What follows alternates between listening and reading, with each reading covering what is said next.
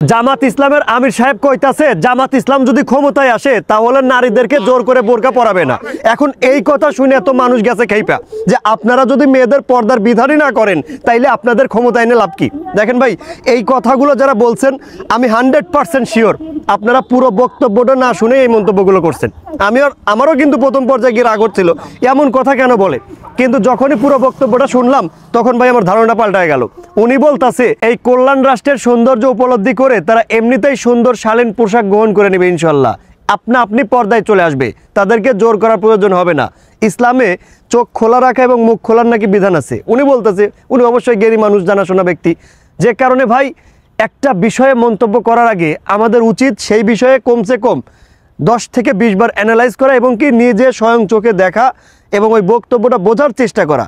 কারণ আমি আপনি একজনের বিরুদ্ধে একটা কথা দেখেন, আমি পক্ষে বিপক্ষে কথা বলতে চাই না, কারণ আমি কোনো রাজনৈতিক ব্যক্তিবর্গ না, আমি কোনো দলও করি না, সাপোর্টও করি না।